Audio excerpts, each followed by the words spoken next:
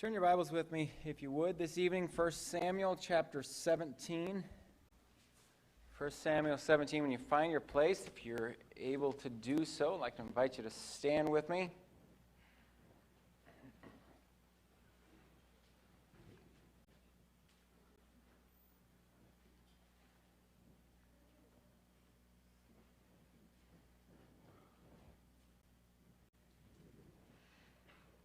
First Samuel 17, I'm going to start reading in verse 15. But David went and returned from Saul to feed his father's sheep at Bethlehem. And the Philistines drew near morning and evening and presented, and the Philistine drew near morning and evening and presented himself 40 days. And Jesse said unto David his son, Take now for thy brethren an ephah of this parched corn and 10 loaves, and run to the camp to thy brethren, and carry these 10 cheeses unto the captain of their 1,000, and look how thy brethren fare, and take their pledge. Now Saul and they and all the men of Israel were in the valley of Elah, fighting with the Philistines. And David rose up early in the morning, and left the sheep with a keeper, and took and went as Jesse had commanded him. And he came to the trench as the host was going forth to fight, and shouted for the battle, for Israel and the Philistines had put the battle in array, army against army. And David left his carriage in the hand of the keeper of the carriage,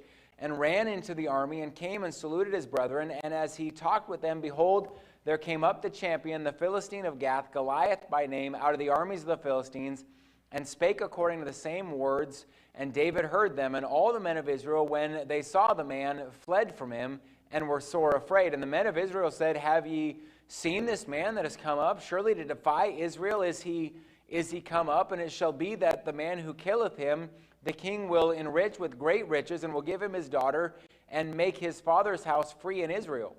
And David spake to the men that stood by him, saying, What shall be done to the man that killeth this Philistine, and taketh away the reproach from Israel? And who is this uncircumcised Philistine, that he should defy the armies of the living God?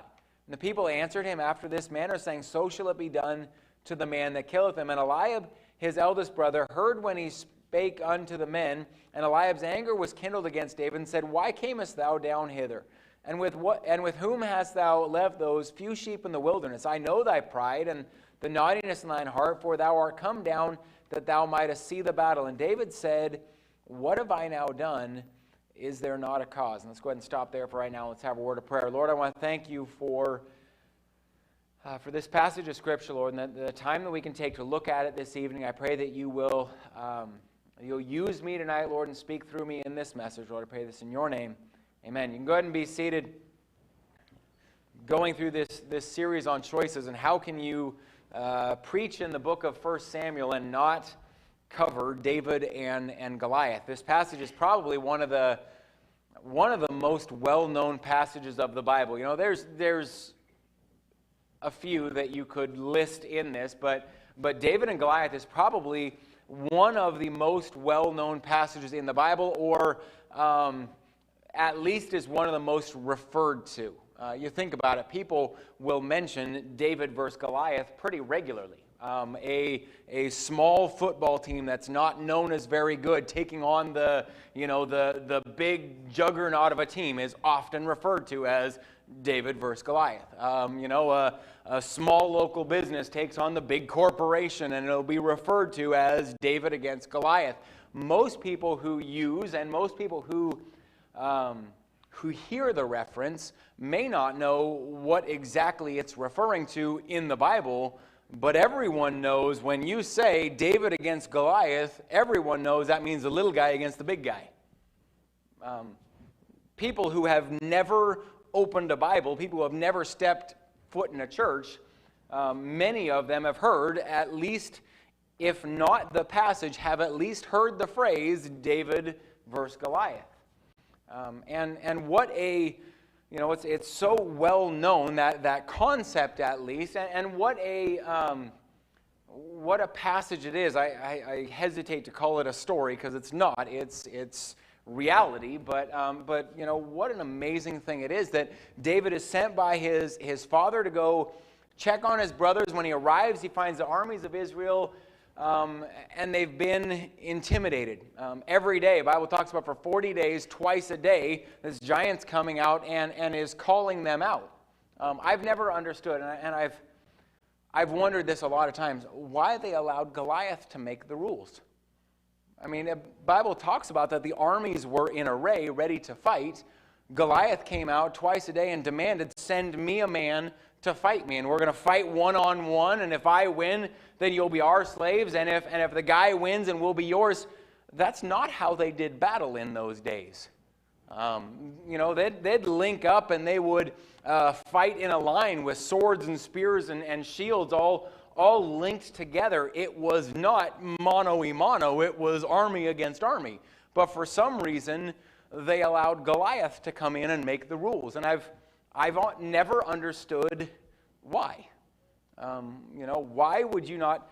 Okay, Goliath may be big and strong, but Goliath against your army is nothing. Why would you let this one guy come in and boss you around? And this is not the message, but I'm going to just hit on this as we go by it. That's often true in our lives. They allowed Goliath to make the rules.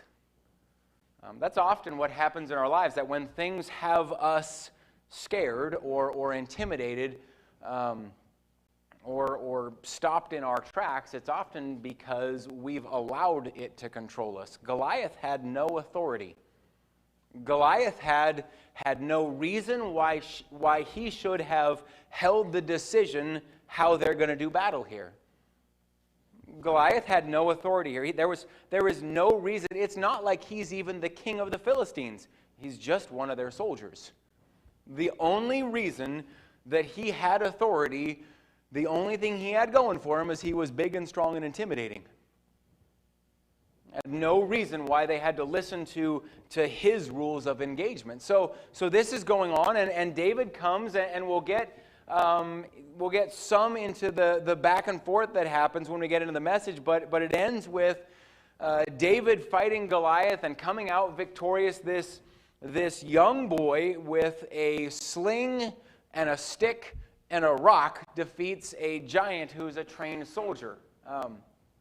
Now, in leading up to this event and in it, I see four choices, and I'm sure there are more, but four choices that David made when facing the giant that I want to bring out to us this evening we can look at. The first, David chose obedience.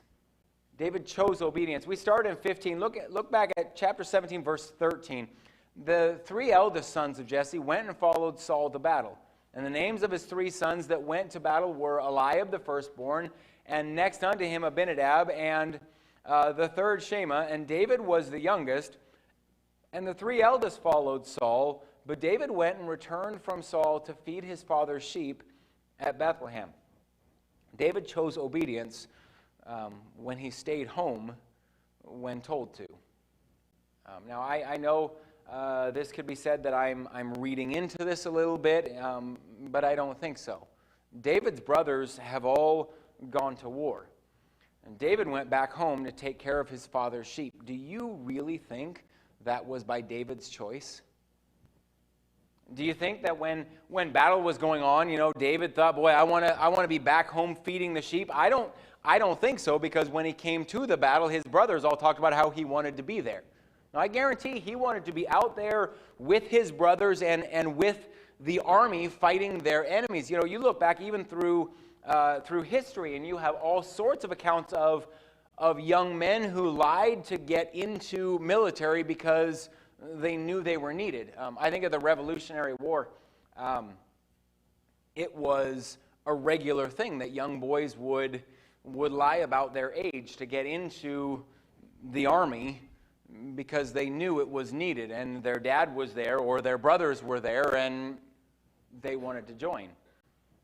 So they were supposed to stay home, and they went. I think of 20 years ago, on September 11th, just past the 20-year anniversary of that, when our nation was attacked, and the enlistment numbers went through the roof. Now, I don't know how accurate this is. I read an article this week that said this, but who knows? My grandpa used to say, figures can't lie, but liars can figure. So I don't know exactly how accurate these numbers are. But at least according to this article, it said that on average, enlistment went up over 400% right after September 11th. For a short span of, it was like 3 months, a short span after September 11th, went up 400% because people knew there was a need, so they wanted to be there. David was described by God as a man of war. You can't tell me that he didn't want to be there, but he was obedient to go home. And God used it. God used it. God used it to prepare him for the fight. David learned how to fight while he was back home taking care of the sheep, learned how to fight against what would seem an insurmountable foe. A young boy against a lion and a bear. The Bible tells us about those accounts where he is watching the sheep and a lion comes and he takes it by the mane and kills it. Another time that a bear comes to take one of the sheep and he kills this bear. A young boy against a lion and a bear. Maybe this is just me. That's just as intimidating as a giant. In fact, to be honest, my opinion here, and I'll be honest that this is entirely my opinion, I would rather face a giant with a sword than a hungry lion. Like, to me, that seems like if I'm one-on-one with a giant with a sword, I feel like I probably have better odds than a hungry lion. God used it to prepare him to fight. God used it to prepare him to rely on God. David didn't defeat the lion and the bear because of his skill or his strength or his cunning ability. And he knew it. He recognized that. He points that out, that God delivered the lion and the bear. I don't know how strong David was, but I don't know any teenage boy who can grab a lion by the mane and kill it. He won not because David was a big, strong kid. He won because he learned to rely on God. God used that time where he stayed home, where he wanted to be with the army, but he stayed home and obeyed. He used it to prepare him to rely on God. God used it to prepare him with patience. You look at the life of David, patience was something that was required for David a lot.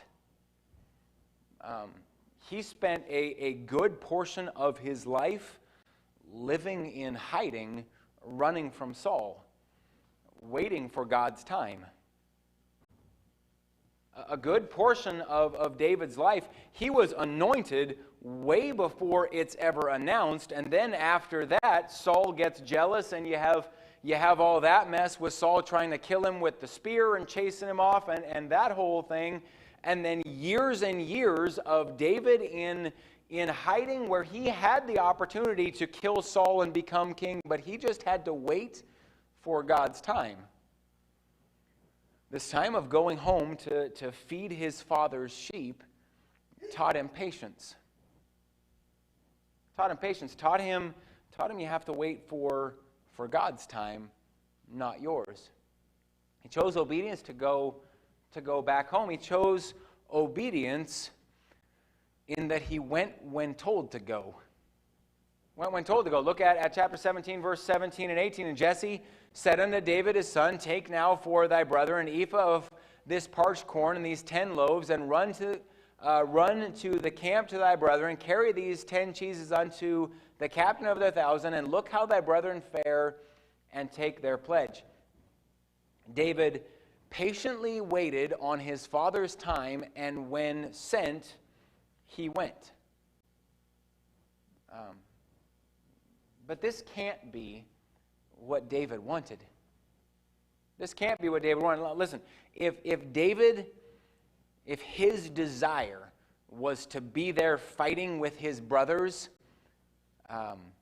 he was looking for the day and thinking God's timing was finally here and waiting for that time when his dad Jesse's going to come to him and say, Son, it's time for you to join the army. It's time for you to go fight alongside your brothers. It's time for you to defend our nation. Not, son, it's time for you to find your brothers and deliver cheese. Like, that's not what David thought he was waiting for. This is not what his will was at all, but he obeyed and did what he was told. Because David chose obedience.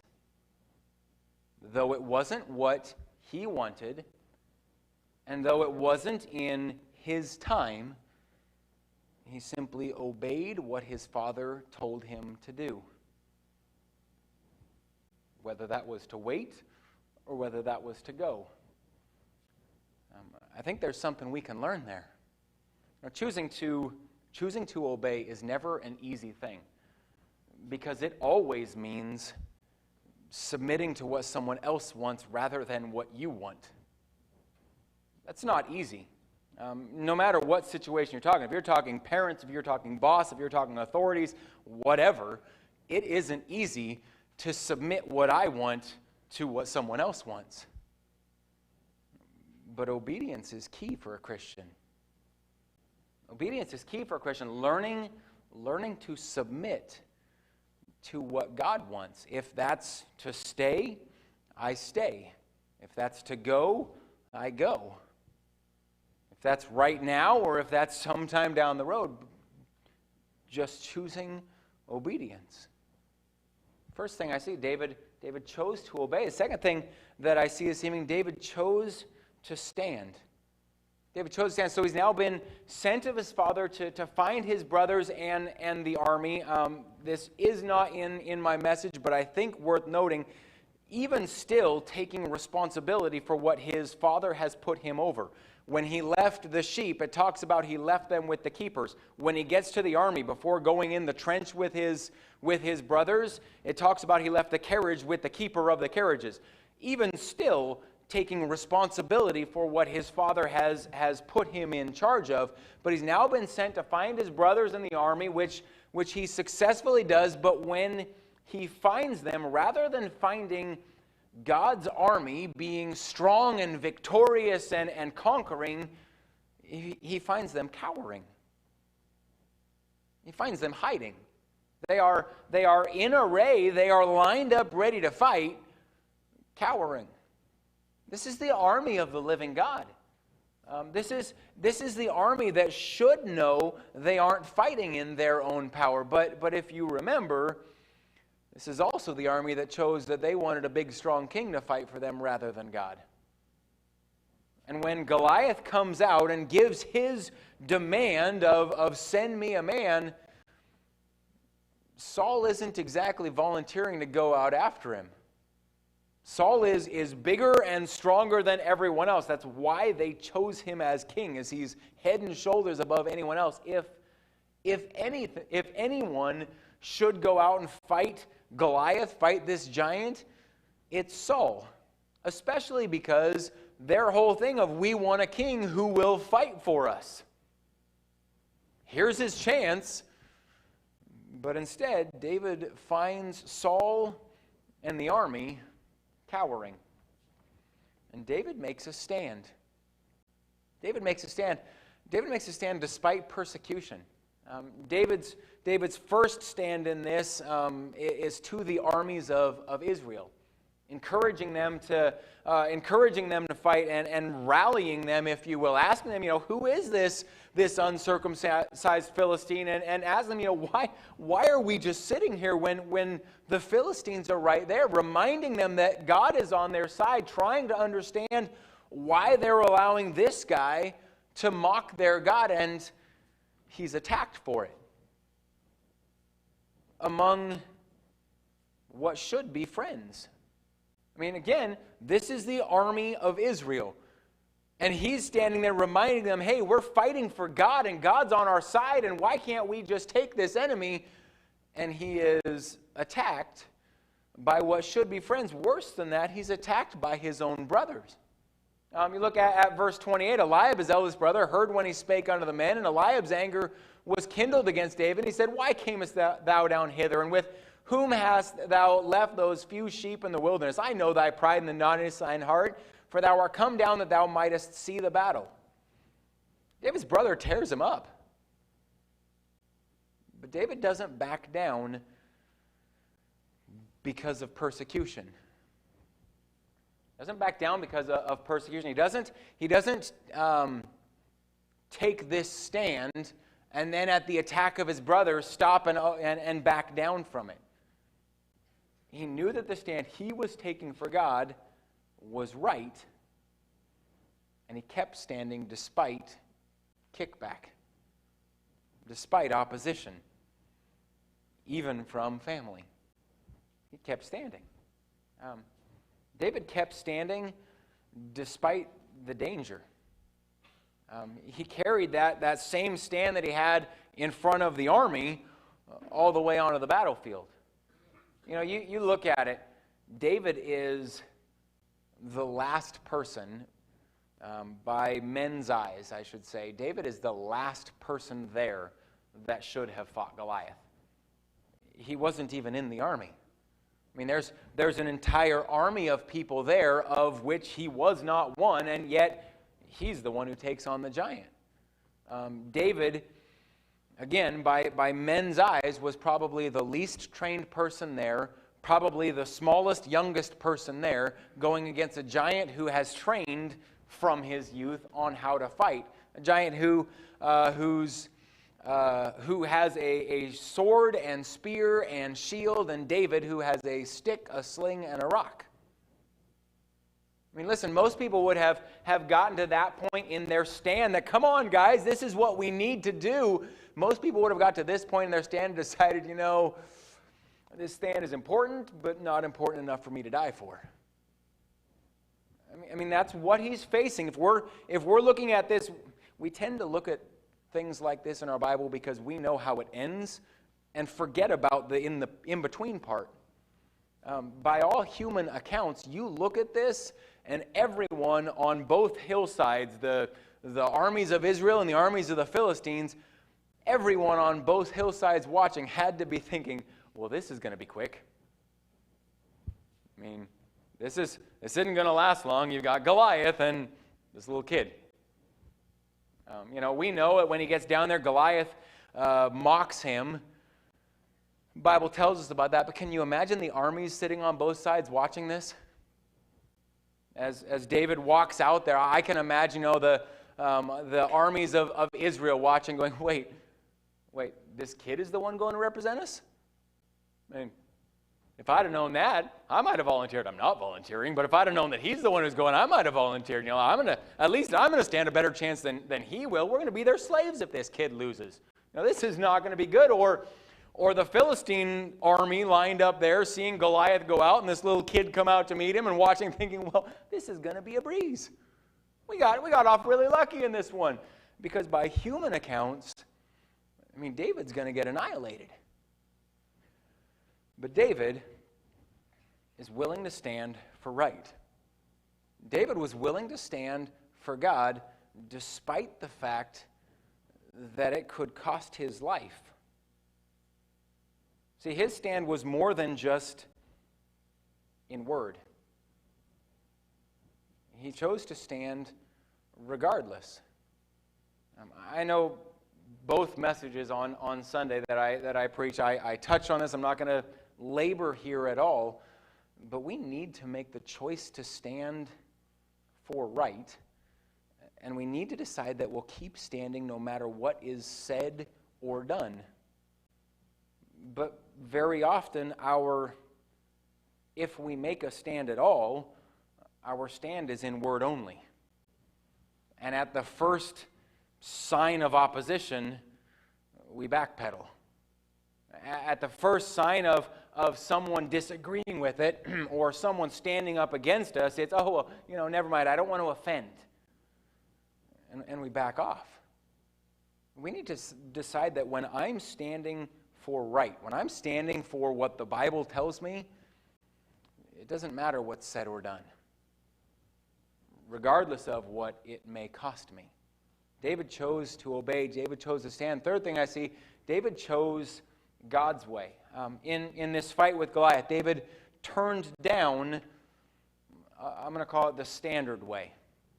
David is going to fight a battle against a man who is trained in battle. Goliath, is trained in how to use his sword and his spear. David chose, as I've said a few times, and we know, to bring a stick to a sword fight. Like that's what's happening. You hear about bringing a knife to a gunfight. David brought a stick to a sword fight in this one. It's that's against the common idea of what ought to happen. He went against standard thinking here. Everything about this boy going to fight was against standard thinking, but he didn't. I guess he didn't load up with standard weapons. David refused Saul's armor. You think about this. What an honor this is. The king offering to allow you to use his armor. And I know that Saul was taking the coward way out, and that rather than offering this kid his armor, he should have been going himself. I get that, but from David's point of view, I mean, that's a pretty cool thing that the king is allowing you to use his armor, or at least is offering it to you. I know this is a terrible comparison, but imagine this, king offering his armor. Imagine if the president told you could use something of his for a day. If our president called you up and said, hey, I want to allow you access to Air Force One for one day.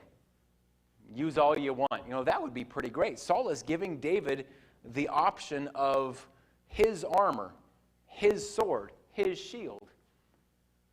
And while I know they didn't fit him, and he wasn't practiced in them, you would think that you'll be safer in any armor than no armor. What a privilege to be able to use the king's. But David refused Saul's armor. Instead, David fought God's way. He went against conventional wisdom. David went against the recommendations of others, and he did it God's way. We can see through the Old Testament that the way God fights for his people is not conventional. It goes against human thinking and against human logic when God fights for his people. Just like Jericho, there is nothing in our human minds that can see how the Battle of Jericho works. We can't understand how they walked around and yelled and God gave them victory. Just like we can't wrap our minds around how God gave them victory at the Red Sea crossing when children of Israel cross over on dry ground, and then God uses that same sea that they're able to walk across on dry ground to wipe out the armies of the Egyptians. It goes against what makes sense to us. This is no different. It makes no sense to us. You just look at it, from a, just purely your eyes standpoint. It makes no sense to us how a teenage boy with a sling, a staff, and a rock can defeat a giant with a sword, a spear, and a shield. We can't comprehend that. But it's God's way. David chose to just trust God's way. It shows the character of David. It shows the character of David to choose God's way even when it doesn't make sense to us. Even when it doesn't make sense to us. It would do us a lot of good if we would come to that same place of choosing God's way and trusting it, even if it doesn't make sense to me. Even if it goes against common logic, and even if it goes against what we would think makes sense, just to trust God's way. David chose to obey. David chose to stand. David chose God's way. And then lastly this evening, David chose to give God the glory. We know what happens here. Again, this is a super familiar passage. David goes in the valley and is mocked by Goliath. Goliath is convinced, they send this kid with a stick after me, and this is an insult to my training and an insult to me, and he mocks David, and David brushes it off, and then you have the actual fight that Goliath comes at him, and David slings a rock and whacks him right between the eyes, and Goliath is down, and David, this teenage boy, runs up, doesn't have a sword of his own, so he pulls Goliath and cuts his head off. This is a major victory. This is a major victory. This is a moment where the two armies are lined up thinking, hey, whoever wins, the other is now a slave. This is a major victory. David took some big time, again, taking God out of this equation, if it's just this fight, David took some big time chances and against all human odds, defeated Goliath. But David didn't try to claim the credit. Look at chapter 17, verse 45 with me. David didn't try to take credit for what was about to happen here. Verse 45 through 47. Then said David to the Philistine, Thou comest to me with a sword and a spear and with a shield, but I come to thee in the name of the Lord of hosts, the God of the armies of Israel, whom thou hast defied. Now notice, he mentions Goliath's sword, spear, and shield. He doesn't mention his staff, sling, and rock. David recognized, hey, I'm not fighting with a staff, sling, and rock. You come to me with those, but I come to thee in the name of the Lord of hosts, the God of the armies of Israel, whom thou hast defied. This day will the Lord deliver thee into mine hand, and I will smite thee and take thine head from thee, and I will give the carcasses to the host of the Philistines this day, unto the fowls of the air, and to the wild beasts of the earth, and all the earth, that all the earth may know that there is a God in Israel, and all this assembly shall know that the Lord saveth not with the sword and spear, for the battle is the Lord's, and he will give you into our hands. Notice, this is all about God. David recognized, hey, I'm going to be used in this, but the battle is the Lord's. You're coming at me with your sword and your spear and your shield. I'm coming at you with God. And it makes it very clear, Goliath, I'm going to defeat you, and everyone will know my God. Not everyone will know David, son of Jesse. He tells him, everyone will know my God. David recognized the victory wasn't in his power. Because on his own, just David and his staff and his sling and his stone, on his own, he couldn't win. And David knew that. David recognized that. David didn't go out there in his own strength. He didn't go out there, overconfident from killing the lion and killing the bear that, I have a lot of strength and I have a lot of guts and I've got my staff and my sling and my stone and I'm going to beat you. He went out there knowing, I'm going to beat you because of my God. I'm going to beat you because God's with me. As a Christian, I can be confident. We often, as Christians, get kind of this false humility. As a Christian, I can be confident, not in my ability, but in the ability of my God. David didn't go out here with a false humility. He went out awfully confident. He told Goliath straight to his face, hey, I'm going to kill you today. I'm going to cut your head off. And that's pretty bold. But it wasn't in himself. It was in his God. David recognized that his power was of God and that the credit went to God. This entire thing makes it clear so that they would know. I'll read that once again, verse 47.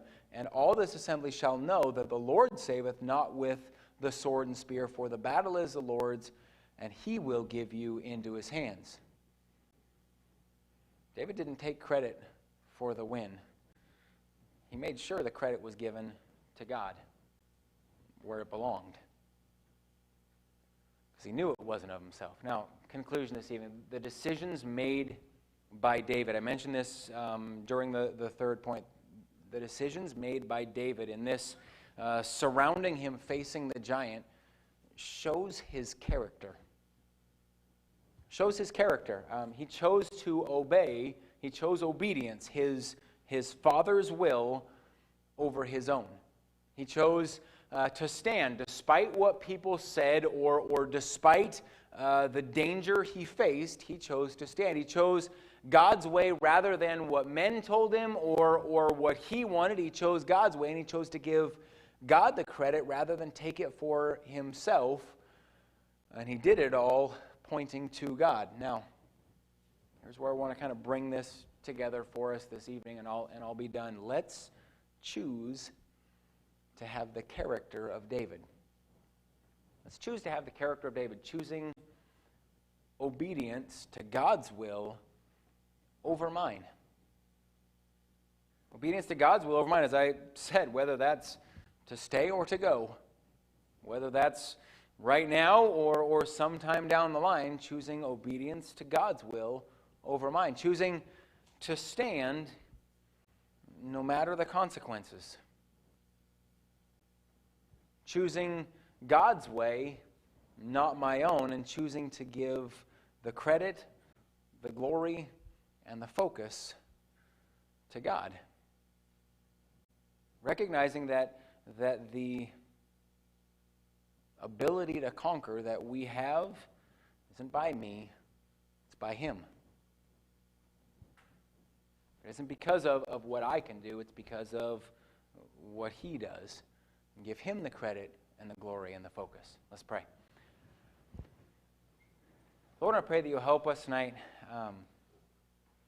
in looking at this and looking at some of the choices made by David. Lord, help us to learn from the character that David had. Lord, help us be able to catch some of these things about David and make some of these same choices. Lord, help us to choose, as I just said, help us to choose obedience to your will over mine. It can be such a challenging thing for us to do, Lord, but help us to submit to what you would have for us rather than our own. Lord, help us to choose to stand no matter what the consequences. Help us to choose your way and not our own. Help us to choose to, in everything, give you the credit and the glory and the focus. Pray this in your name. Amen. Let's go ahead and stand with heads bowed and eyes closed tonight. I'm going to prepare for an invitation song. I don't know how God may have used this message in your life. I look at a man like David, and like I said, it shows the character of a man like David. And you can see all sorts of different things as you look through his life. God refers to him as a man after God's own heart. And I think we can see some of those characteristic traits even in this early stage of his life. I think it would do us as Christians good to come to an altar and ask God to give us the character of David. And we'd choose obedience to God's will. We'd choose to stand for right. We'd choose God's way. And we'd choose to recognize that it's all through God. So we begin to sing this evening. The altars are open. In the dark of the midnight